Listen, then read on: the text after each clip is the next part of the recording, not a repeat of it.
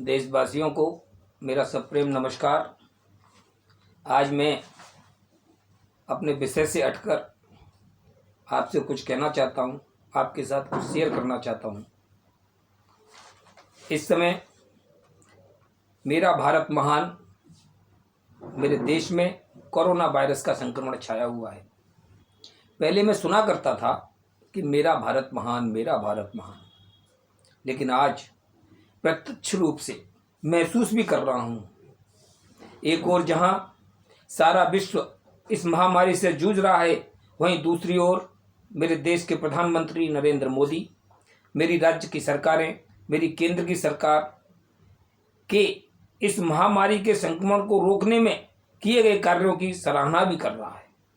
संपूर्ण विश्व में इस समय मेरे भारत का डंका बज रहा है और यह सब हो पाया है हम 135 करोड़ भारतवासियों के मिले जुले प्रयासों और हमारे प्रधानमंत्री, मुख्यमंत्रियों व सरकारों के अति आवश्यक निर्देशों की वजह से।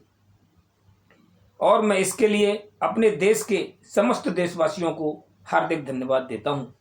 प्रधानमंत्री के कार्य करने के ढंग, उनकी लोकप्रियता, उनके निर्देशों को अमल में लाने की जनता की कोशिशों का अंदाजा इसी बात से लगाया जा सकता है कि चाहे वह एक दिन का जनता कर्फ्यू हो, चाहे ताली बजाने की बात हो, चाहे भारत को जगमगाने की बात हो, पूर्ण रूपेण सफल रहा।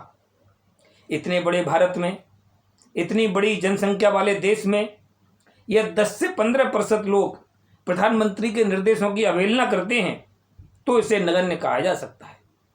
इस संक्रमण से बचाव में सबसे आगे की पंक्ति में यदि कोई रहा है तो वह है हमारा स्वास्थ्य विभाग, उनके डॉक्टर्स, स्वास्थ्य कर्मचारी, नर्सेस, सफाई कर्मचारी, जिनकी अभूतपूर्व सेवा भावना ने देशवासियों को उनके सामने नतमस्तक होने के लिए मजबूर कर दिया है। ये पहली पंक्ति के ऐसे योद्धा हैं जो भले ही संक्रमित हो रहे हैं, अपना बलिदान भी कर रहे हैं, लेकिन डटे हुए हैं। देश सेवा की भावना इनमें कूट कूट कर भरी हुई है। ऐसे योद्धाओं को मैं भी नतमस्तक हूँ, मैं भी उनको दिल से सलाम करता हूँ, प्रणाम करता हूँ। ऐसा नहीं है कि हमारे देश के ये योद्धा अकेले पड़ गए हैं। इनका साथ देने के लिए पुलिस प्रशासन, विभिन्न चैनलों के, विभिन्न पत्रिकाओं के पत्रकार, विभिन्न समाजसेवी संस्थाएं तन मन धन और भोजन से इनके साथ में देश सेवा कर रही हैं, साथ दे रही हैं, कोई कसर नहीं छोड़ रही हैं कि उनके देश के नागरिक अच्छे रहें, स्वस्थ रहें, भूखे ना रहें। मुझे ऐसे अपने देश पर गर्व है। अब यदि प्रदेश की बात की जाए तो जिस तरह मुझे अपने देश पर गर्व है, उसी तरह मुझे अपने प्रदेश पर भी गर्व है। जिस तरह मेरा भारत महान है, उसी तरह माझा महाराष्ट्र महान है। हालांकि मेरे देश की प्रशासनिक राजधानी दिल्ली है, लेकिन देश की आर्थिक राजधानी मुंबई को ही कहा जाता है। मैं मानता हूं कि इस समय सबसे अधिक कोरोना से पीड़ित व्यक्ति मेरे प्रदेश में हैं, लेकिन फिर भी हमारे मुख्यमंत्री श्री उद्धव ठाकरे ने जिस तरह इस संक्रमण से लड़ने में परिपक्वता का परिचय दिया है, सराहनीय है, प्रशंसनीय है। मुझे याद है कि शिवसेना सुप्रीमो स्वर्गीय श्री बाला साहब जी ठाकरे के स्वर्गागमन पर राज्य में चर्चा थी कि अब शिवसेना समाप्त हो जाएगी, लेकिन जिस परिपक्वता से उद्धव ठाकरे ने शिवसेना पार्टी को संभाला, अचंभित करने वाला है। हालांकि उद्धव ठाकरे को अनुभव नहीं है, लेकिन इस महामारी से लड़ाई में उन्होंने यह कहीं भी महसूस नहीं होने दिया कि वह नए हैं, अपरिपक्व हैं।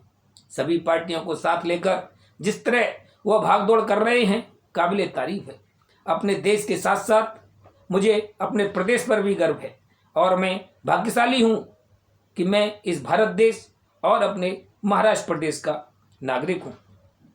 हमारे प्रधानमंत्री नरेंद्र मोदी जी समय समय पर प्रदेशों के मुख्यमंत्रियों से चर्चा कर रहे हैं। पक्ष हो या विपक्ष, सभी से सुझाव मांग रहे हैं और सभी की सलाह मशवरे से आगे की कार्यवाही तय कर रहे हैं। प्रधानमंत्री जी की कड़ी मेहनत और देशवासियों को संक्रमण से बचाने की उनकी जद्दोजहद को देखकर उनके धुरविरोधी दिल्ली के मुख्यमंत्री केजरीवाल जी, बंगाल की मुख्यमंत्री ममता बनर्जी जैसे मुख्यमंत्री भी उनके निर्देशों का पालन कर रहे हैं, उनका साथ दे रहे हैं। अपने देश के लिए मैं पूरी तरह आशान्वित हूं कि मेरा देश इस संकट की घड़ी में, इस महामारी से न केवल उबरेगा बल्कि और अधिक सशक्त होकर विश्व पटल पर उभरेगा, अपना नाम इस विश्व के सबसे शक्तिशाली देशों में अंकित कराएगा। और मैं तब यह गाना फिर गाऊंगा कि यह डाल डाल पर सोने की चिड़ियां करती हैं बसेरा,